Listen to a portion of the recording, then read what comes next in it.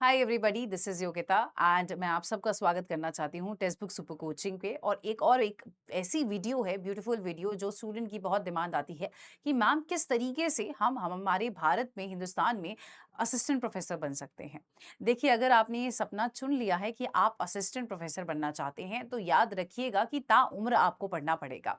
आपकी लर्निंग कभी खत्म नहीं होगी। तो अगर आप इस प्रोफेशन में कदम रखते हैं, सब बोलते हैं टीचर बनना एक बहुत नोबल काम है और बहुत ही रिस्पेक्टफुल जॉब मानी जाती है, पर इस रिस्पेक्टफुल जॉब के बहुत सारे चैलेंजेस भी हैं।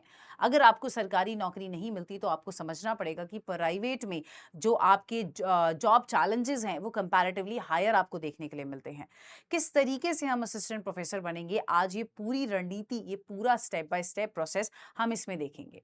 पर हम आज ये देख लेते हैं कि असिस्टेंट प्रोफेसर जो है क्यों जरूरी है, क्यों लोग बनना चाहते हैं असिस्टेंट प्रोफेसर। ऑफ कोर्स, पहला मैंने बोला कि एक बड़ी नोबल जॉब है, बड़ा अच्छा लगता है इसको देख के, है ना, कि हमारे शिक्षक हैं। इसी तरीके से अगर हम देखें तो ये एक ऐसी सरकारी नौकरी है जो आपको बहुत ज्यादा पैसे भी प्रोवाइड करती है। बहुत अच्छे खासे, जब तक आप प्रोफेसर बनते हैं, आराम से 2-2.5 लाख रुपए तक आपकी तनख्वाह पहुंच जाती है।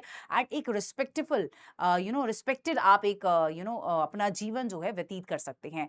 ताउम्र आप पढ़ने पढ़ाने की क्षमता रखते हैं, रिसर्च पेपर पब्लिश करते हैं। अगर मैं गवर्नमेंट की मानूं तो गवर्नमेंट की तरफ से आप लोग पॉलिसी में, कभी-कभी पॉलिसी एग्जीक्यूशन में, इम्प्लीमेंटेशन में, यहाँ तक कि जो स्ट्रैटेजीज हैं, उन सब में भी आपका हाथ रहता है अगर आप उस लेवल तक पहुंच जाते हैं। पीसीएस के जो एग्जामिनेशन सेट करने होते हैं, वहां तक भी आप लोग पॉसिबली पहुंचते हैं। तो ये कोई छोटी मोटी जॉब नहीं है, ये जॉब एक्चुअली में बहुत इंपॉर्टेंट है एंड बहुत ज्यादा हाइप डिजर्व करती है, क्योंकि ऐसे लोग जो आपके सारे के सारे यंगर जनरेशन को पढ़ा के तैयार करते हैं, इंडिया की बैकबोन को तैयार करते हैं, उन लोगों का जो एक पूरा प्रोफेसरशिप है वो किस तरीके से इवॉल्व होती है और किस तरीके से हम उसको बनते हुए देखते हैं, ये देखना बहुत मजेदार रहता है। सबसे प्यारी बात जो मुझे असिस्टेंट प्रोफेसर की या प्रोफेसर बनने की लगती है वो ये रहता है कि हम लोग बड़े ही यंग स्टूडेंट के साथ डील करते हैं, है ना। मैं 50 की हो जाऊं, मैं 70 की हो जाऊं, मैं सेम स्टूडेंट्स को नहीं देखूंगी, मैं हर बार एक नई साइकिल पे नई जनरेशन के स्टूडेंट को देखती हूँ। तो याद रखिएगा, यंगर जनरेशन से इतना ज्यादा आपकी कनेक्टिविटी होती है कि आप लोग पूरे समय ही यंग रहेंगे। क्यों? क्योंकि हर इंसान से आपको कुछ सीखने के लिए मिलता है। तो बड़ी रूढ़िवादिता जो है वो हमारे अंदर कम हो जाती है, क्योंकि हम इंसान को इवॉल्व होते हुए देखते हैं। इसी तरीके से अगर आप भी असिस्टेंट प्रोफेसर बनना चाहते हैं तो आपको पता होना चाहिए कि हमारे हिंदुस्तान में असिस्टेंट प्रोफेसर बनने के लिए आपके पास दो बहुत बड़े मेजर रास्ते हैं। अगर मैं पहले रास्ते की बात करूं तो पहला रास्ते में सबसे बेसिक काम है कि आपको आपकी पोस्ट ग्रेजुएशन कंप्लीट होनी चाहिए। अगर आपकी पोस्ट ग्रेजुएशन कंप्लीट है, कंप्लीट का मतलब आपकी पोस्ट ग्रेजुएशन कंप्लीट होने के बाद ही आप असिस्टेंट प्रोफेसर बन सकते हैं। बट मीनवाइल उस समय आप यूजीसी नेट का एग्जाम दे सकते हैं, जो कि एक क्वालिफाइंग एग्जाम होता है असिस्टेंट प्रोफेसर के लिए। आप अपने पर्टिकुलर सब्जेक्ट में ये एग्जाम दे सकते हैं। जैसे मैं आप लोगों को मैनेजमेंट पढ़ाती हूँ तो आप लोग मैनेजमेंट में एग्जाम दे सकते हैं अगर आप लोगों का मास्टर्स मैनेजमेंट में है।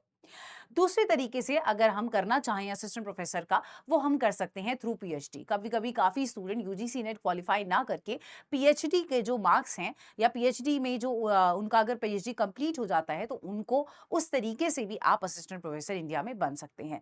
आपको याद रखना पड़ेगा कि अगर आप चाहें तो अपने फर्स्ट ईयर में भी यूजीसी नेट का एग्जाम दे सकते हैं। और बस आपको ये याद रखना है कि आप जब यूजीसी नेट का एग्जाम देते हैं तो आपके 2 साल तक आपका जो ये सर्टिफिकेट है वो आ जाना चाहिए, तभी तक वो वैलिड होता है। आप अपनी कंप्लीट कर जाएं अपनी पोस्ट ग्रेजुएशन। चलिए अब देखते हैं कि किस तरीके से हमारे असिस्टेंट प्रोफेसर का अपॉइंटमेंट होता है। हमारे पास दो रूट मैंने बोले कि देखो, पहला तो क्या है, जैसे आपकी दिल्ली यूनिवर्सिटी हो गई, आपकी जवाहर जेएनयू यूनिवर्सिटी हो गई, जेएनयू हो गई, तो जेएनयू और डीयू क्या करते हैं, ये ज्यादातर आपकी डिग्री कॉलेजेस के जो रूट्स हैं उनको अवॉइड करके खुद के एपीआई स्कोर वाले रूट को अपनाते हैं। इसमें आपका यूजीसी नेट है, बहुत अच्छी बात है, उसके भी आपको मार्क्स मिलते हैं। अगर आपका पीएचडी है तो उनके भी मार्क्स मिलते हैं और ये एपीआई स्कोर को कैलकुलेट करते हैं। दूसरी तरफ होता है आपका डिग्री कॉलेज वाला एग्जाम, जहां पे स्टेट कमीशन जो है खुद के अपने पर्सनल एक एग्जाम निकालती है, जहां पे वो एग्जाम कंडक्ट कराती है, बट उनके लिए भी वो बेसिक क्वालिफिकेशन जो है वो नेट मांगती है। तो फटाफट से एक बार हम एपीआई स्कोर को पहले समझ लेते हैं कि किस तरीके से एपीआई स्कोर आपका कैलकुलेट होता है। तो देख सकते हैं कि एपीआई स्कोर में आपको सब चीज के अलग अलग मार्क्स मिलते हैं। अगर मैं ग्रेजुएशन की बात करती हूँ तो ग्रेजुएशन में आपके अगर 80% अबव हैं तो आपको 15 मार्क्स मिलते हैं। 60 टू 80 के बीच में अगर आपके हैं तो आपको 13 मार्क्स मिलते हैं। 55 टू 60 के बीच में तो आपको 10 मार्क्स मिलते हैं, एंड सो ऑन। इसी तरीके से पोस्ट ग्रेड में भी आपकी परसेंटेज के बेसिस पे आपको डिफरेंट डिफरेंट मार्क्स अलॉट होते हैं।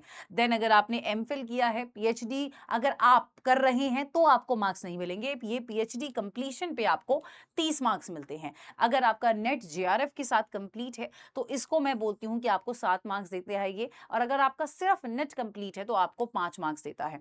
अगर आपने रिसर्च कर रखी है तो आपको वहां पे मैक्सिमम 10 मार्क्स अलॉट होते हैं। तो मैक्सिमम 10 हो सकते हैं, ये 2 मार्क्स ईच के 5 के हिसाब से आपको अलॉटमेंट होती है। अगर आपने टीचिंग एक्सपीरियंस किया हुआ है या फिर आपने आगे पीएचडी के बाद भी पोस्ट डॉक किया हुआ है तो वहां पे भी उसमें भी आपको मैक्सिमम टू मैक्सिमम 10 मार्क्स और अलॉट होते हैं। तो इस तरीके से आपका एपीआई स्कोर कैलकुलेट होता है। एंड इस एपीआई स्कोर में आपको ये समझना पड़ेगा कि इस एपीआई स्कोर में आपका जो मैक्सिमम आपका 60 के अराउंड ये लोग अपना सेट करते हैं कि जिसका भी 60 के आसपास आ रहा है उसको हम इंटरव्यू के लिए कॉल कर लेंगे। यहाँ पे आपका कोई फर्दर एग्जामिनेशन नहीं होता है। एंड यहाँ पे आपका यूजीसी नेट कभी कभी जरूरी नहीं है, क्योंकि अगर आपने पीएचडी कर लिया है तो अगर आपके 60 मार्क्स बन रहे हैं एपीआई में तो वो आप लोगों को बुला लेते हैं। इसी तरीके से दूसरा जो होता है, जो सबसे बहुत ही मास वैकेंसीज का जिनका हम वेट करते हैं, बट उसके साथ एक प्रॉब्लम है, ये बहुत ज्यादा रेगुलर नहीं है, बहुत ज्यादा आपको फ्रीक्वेंट नहीं देखने के लिए मिलता है। बट जब मिलता है तो बम्पर वैकेंसीज आती हैं। जैसे इस बार राजस्थान में बहुत बम्पर वैकेंसीज आई, मध्य प्रदेश में बहुत बम्पर वैकेंसीज आई, यूपी में 2 बार इस बार असिस्टेंट प्रोफेसर का एग्जाम कंडक्ट एक बार हो चुका है और एक बार होगा। एंड इसी तरीके से वेस्ट बंगाल ने भी अपना कॉलेज सर्विस कमीशन का एग्जाम दिया है। अब इसमें हम क्या करते हैं देख लेते हैं। ये जो एग्जामिनेशन है डिग्री कॉलेज वाला, यहाँ पे आपको नोटिफिकेशन आता है, आपका एक रिटन एग्जामिनेशन होता है, इंटरव्यू होता है, और उसके बेसिस पे आपकी मेरिट लिस्ट बनती है। आपको ये बात याद रखनी पड़ेगी कि यहाँ पे जो आपके डिग्री कॉलेज का रूट है, यहाँ पे आपकी मिनिमम एलिजिबिलिटी होती है नेट क्लियर करना। और नेट की मिनिमम एलिजिबिलिटी होती है कि आपका गोस ग्रेड जो है वो कंप्लीट हो जाए सर्टिफिकेट आने आने तक। तो आपको समझना पड़ेगा कि यहाँ पे आपका यूजीसी नेट का मायना बहुत ज्यादा हो जाता है। तो जो भी लोग बोलते हैं कि ma'am UGC net is just an qualifying exam, उसको करने से क्या ही फायदा है। फायदा है, जब आपकी वैकेंसीज आती हैं तो आपको यहाँ भी उसके लिए मिनिमम होना ही पड़ता है। और यहाँ पे भी आपको, अगर आपका नेट क्लियर है, विद जेआरएफ क्लियर है, तो वहां पे आपको मार्क्स अलॉटमेंट में और नंबर ऑफ चांसेस जो है होते हैं, आपकी प्रोबेबिलिटी ऑफ बीइंग सिलेक्टेड, वो क्या होते हैं, बढ़ जाते हैं। देखिए, पीएचडी ऑफ कोर्स मैंडेटरी नहीं है, बट पीएचडी अगर आप देखें तो लॉन्ग टर्म में पीएचडी आपको बहुत फायदा करती है। जितना आप आगे बढ़ते चले जाते हैं पीएचडी के साथ, आगे पीएचडी करते चले जाते हैं, तो एकेडमिकली आप बहुत स्ट्रांग होते हैं। एकेडमिकली जब आप चीज़ें स्ट्रांगफुली करते हैं, आपकी चीज़ें आगे अच्छी होती हैं, तो आपके आगे जो प्रमोशंस हैं वो बहुत अच्छे होते हैं।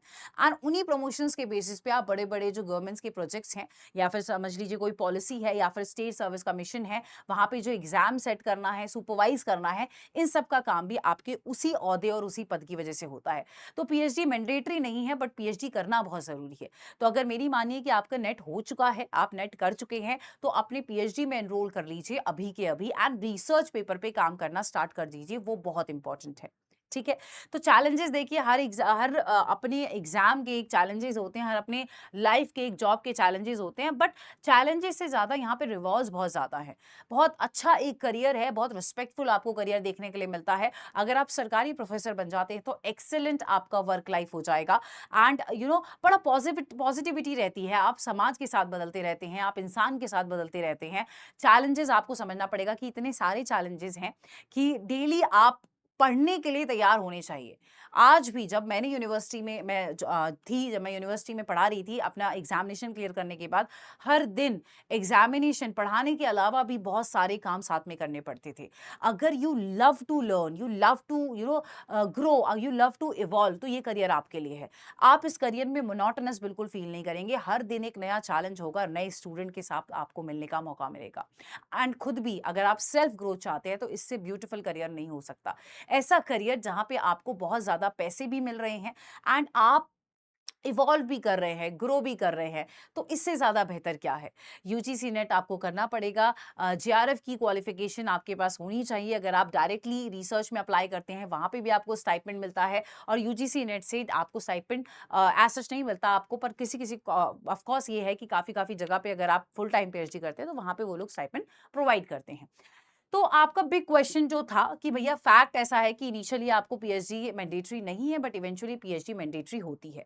तो पूरा समराइजेशन जो इस बात का निकला है, वो ये निकला है कि भाई जितना जल्दी आप हो सके नेट क्लियर करने के बाद अपने पीएचडी में एनरोल कर दो, सो दैट बाकी लोगों से एज आपके पास रहे। तो अपना नेट में एनरोल करो, पीएचडी में नेट करो, पीएचडी में एनरोल करो। जितना हो सकता है रिसर्च पेपर पे काम करना स्टार्ट कर दो, क्योंकि यही वो चीज़ें हैं जो आपको एज दिलाएँगी, आगे बढ़ाएँगी। एंड जितना हो सकता है नेटवर्क एंड कोलैबोरेट करो।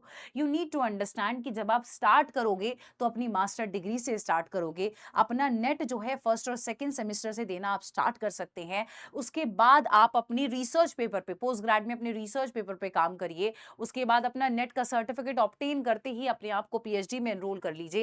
And I would tell you there is no stopping for you guys. आपको कोई नहीं रोक सकता है। इंटरव्यू क्रैक करिए और ये असिस्टेंट प्रोफेसर बनने का सपना आपका होता है। अगर आप लोग भी मैनेजमेंट में असिस्टेंट प्रोफेसर बनना चाहते हैं, तो मुझे मौका दीजिए आप लोगों को पढ़ाने का। जिस तरीके से मैं अपने बाकी स्टूडेंट्स को उनकी मंजिल तक पहुंचाया है, आई होप कि मैं वो काम आप लोगों के लिए भी कर पाऊं। तो अगर आप मुझसे जुड़ना चाहते हैं, तो this is my Telegram channel, you can join me there and let's have a chit chat, because we have a discussion group where I personally tackle each and every inquiry of yours. Have fun, take care, Jai Hind.